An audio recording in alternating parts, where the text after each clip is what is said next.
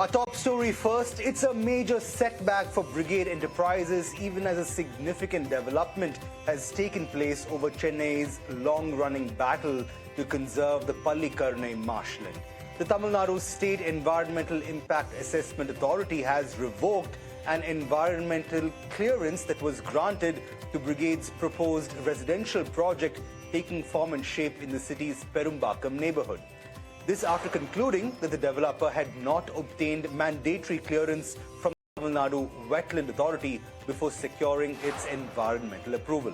Now, the project spreads nearly 14.7 acres and is slated to have 1,250 apartments. It's been mired in controversy ever since environmental activists alleged that the site falls within or is part of the zone of influence of the Pallikarnai marshland, one of Chennai's last remaining natural wetlands and a Ramsar site of international importance. The project had received environmental clearances in January last year, despite objections that wetland regulations had not been fully complied with. The Impact Assessment Authority has now ruled that the environmental clearance cannot stand without prior approval from the State Wetland Authority, effectively sending the project back to the drawing board. Now, this decision follows months of campaigning by activists who argued that permitting large-scale construction in and around the marshland would undermine flood resilience and damage a fragile ecosystem that plays a critical role in Chennai's water management. Now, while the revocation does not necessarily spell the end of the project, it means Brigade will now have to obtain the necessary statutory clearance before seeking a fresh environmental approval. The order is likely to intensify scrutiny of future real estate projects proposed around ecologically sensitive wetlands across the state of Tamil Nadu. Meanwhile, Brigade in a statement said, and I quote, "The revocation of the environmental clearance for our residential project, Brigade Morgan Heights in Perumbakkam, by the state-level Environmental Impact Assessment Authority is legally unsustainable, factually incorrect and arbitrary in nature, and the Brigade Group strongly opposes it." The SEIAA convened the meeting to discuss the cancellation of the environmental clearance on the 8th of May 2026 and issued the cancellation order on the 12th of May. The Brigade Group was not provided any prior notice, personal hearing, technical discussion, site verification, or an opportunity to submit any documentary evidence or be heard. We are appealing against this order and exploring all appropriate legal and regulatory remedies available before us. End quote.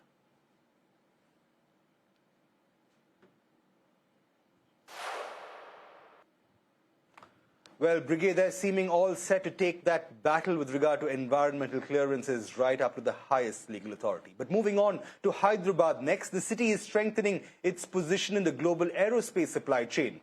Jaya Aerospace has signed a multi-year, multi-million-dollar deal with US-based Celestra Group and has opened a dedicated global manufacturing center in Hyderabad. The facility will operate as an exclusive extension of Celestra's manufacturing operations, producing high-precision mechanical systems for aero engine and aircraft applications.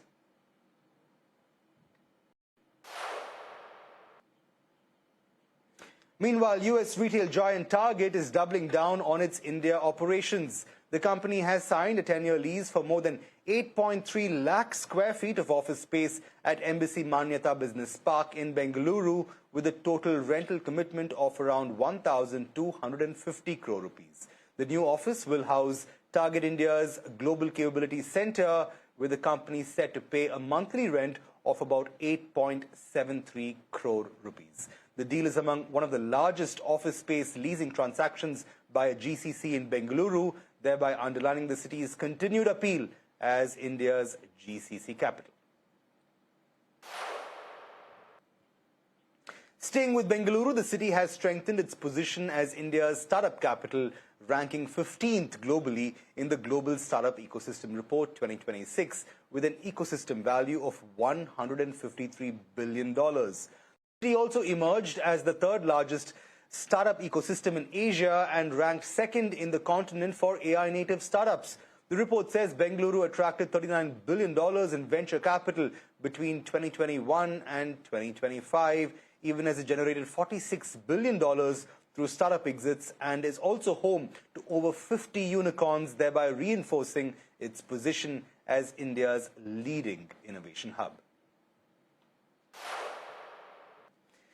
In more news from Bengaluru, the city's development minister, Krishna Bairagowda, has admitted that the city's metro expansion has simply not kept pace with its growth. He added that accelerating public transport is now among his top priorities. For context, since operations began in 2011, the Bengaluru metro has expanded to just 96 kilometers. That's an average of nearly 6 to 7 kilometers per year that's been added as part of the overall metro network. This is a pace that has drawn increasing criticism as the city's traffic gridlock worsens simply because it is a far cry from the pace of metro projects that have been seen in other parts of the country. Gowda has also said the government will focus on faster execution and higher investment to speed up metro construction, arguing that improving public transport is essential if Bengaluru is to keep up with its rapid urban expansion. And Tamil Nadu has kick-started its first full assembly session under the new TVK government.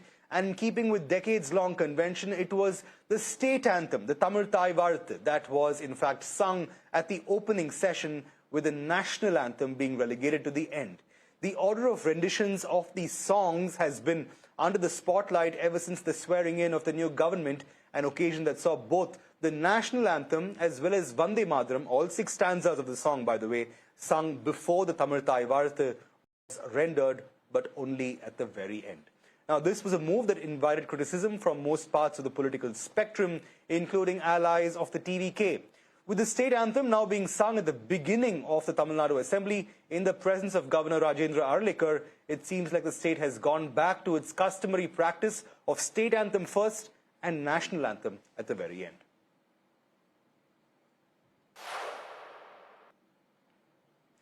Moving on to news from the automobile space, Tesla has expanded its footprint in India with the opening of its first experience center in Hyderabad following its debut showroom in Mumbai. The company also introduced new variants of the Model Y, marking another step in its India market rollout. The Hyderabad outlet will serve as a retail and customer engagement hub for Tesla in South India as the EV maker gradually builds its sales and service network across the country. My colleague Saumit has more.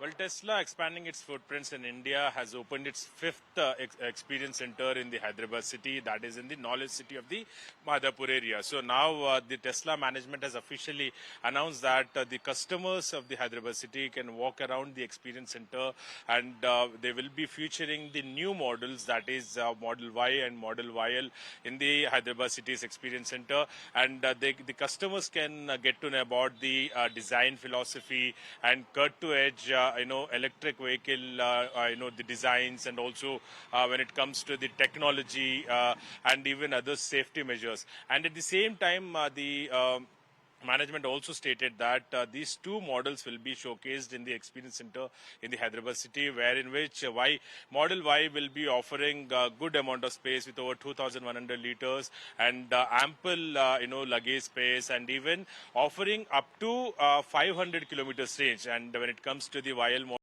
will also be showcased in the experience center, which will be offering 681 kilometers of range. And well, with that, we'll have to slip into a very short break, but South Central continues on the other side with a very special exclusive. So keep watching ET Now.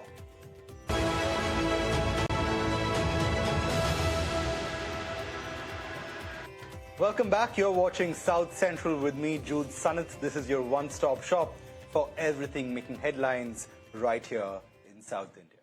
On to our big exclusive story next. It's the nerve center of BMW's manufacturing operations in India, and that means the BMW plant in Chennai is also where the company's production magic happens. As the company pulled the veil off its latest product, the Mini Countryman C, I got to catch up with Thomas Dose, Managing Director at BMW plant in Chennai, to talk about how the company is gearing up to produce Minis for more Indian dealerships now than ever before. Now, here's where this gets interesting. Thomas also tells me there's very little AI that actually goes into manufacturing BMW's cars, most of which remain, in his words, a very manual process. Here's more from our conversation. We are used to produce a lot of different models.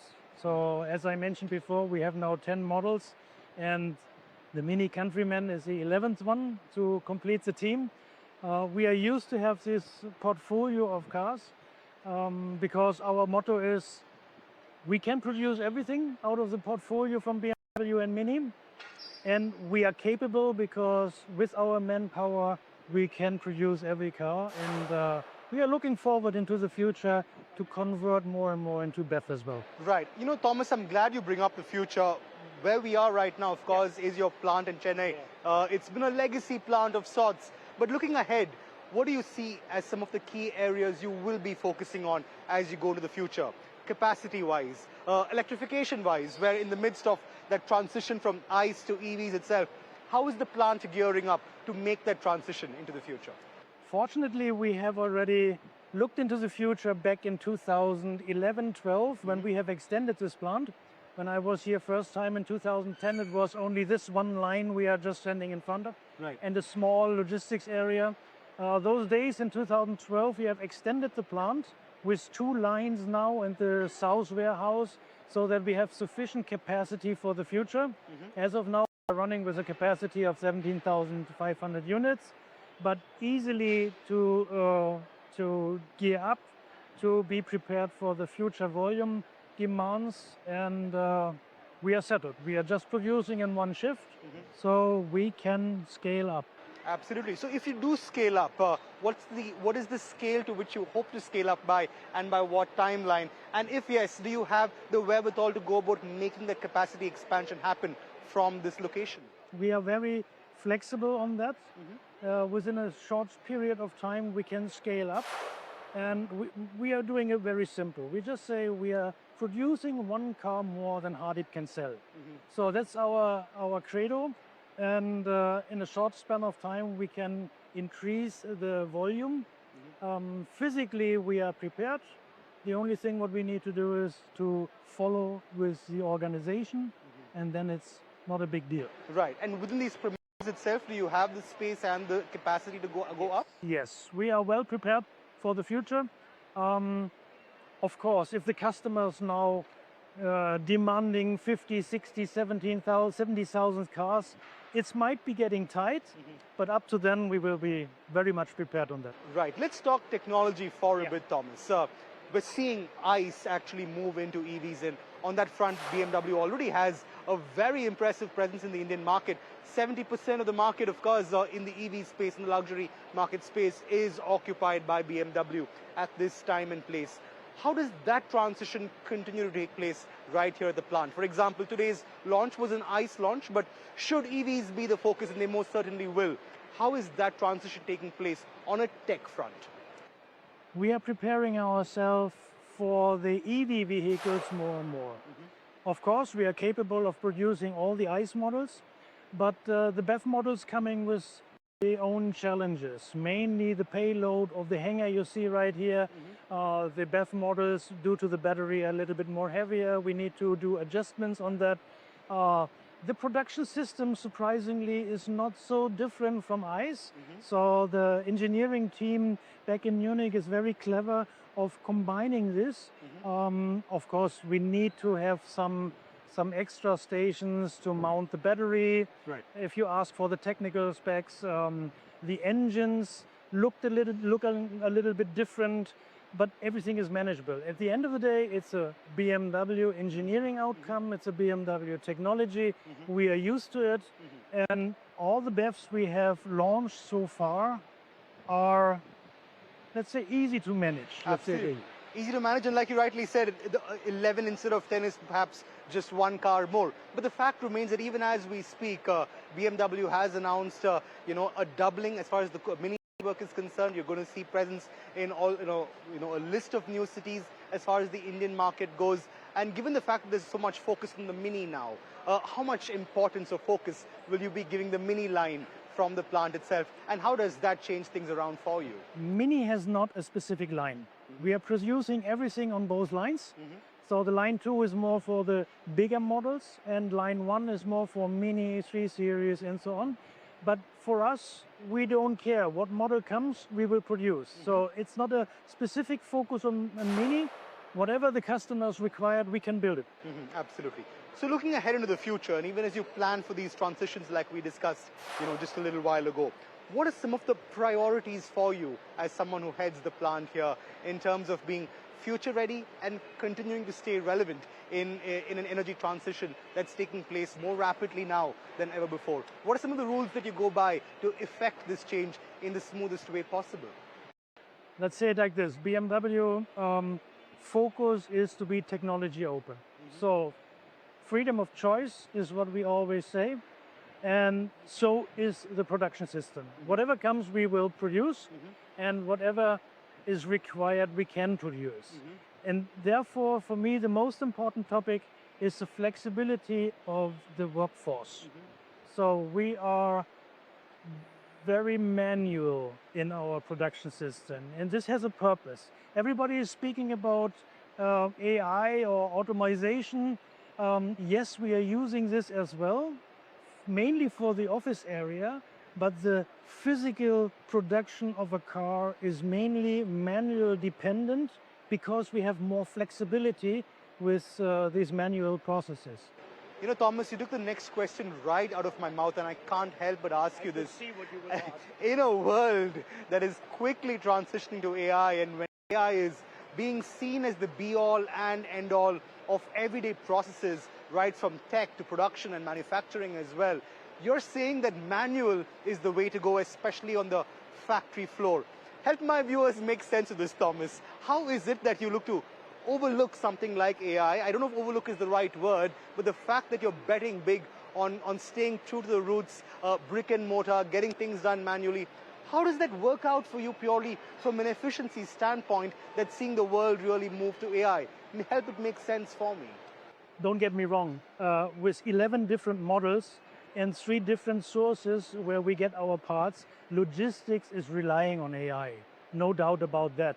This is what I mean of controlling, of steering the process. We are using AI as well. But the physical process itself is, when you look into a plant who is producing 100, 200, 300,000 units, you have a high degree of automation. Here in our plant, we need the flexibility with 11 different models from UKL to GKL. So all different kinds of technologies are melting here together, where you have in the big plants, you have only one plant for one category. We are producing all categories here in this small plant, relatively small plant. And therefore we need this flexibility to produce this portfolio, and this you only can manage with clever, smart trained and skilled labor. Right. So what's the headcount of the plant right now, and are you looking to scale that up if given a choice? What is it like on the HR front? We have now in total approximately 1,000 people working here on this premises. We do scale up once we need this. As of now, we are good stuffed. So we are prepared for the future, technology-wise, organizational-wise, headcount-wise, and from the way we are approaching the change. Well, the BMW plant in Chennai, they're prepping for the future and choosing to do that rather manually. But with that, we've reached the end of our bulletin today. Thanks so much for watching. We'll see you same time, same place tomorrow with more news and updates from South India. For the moment, it's goodbye.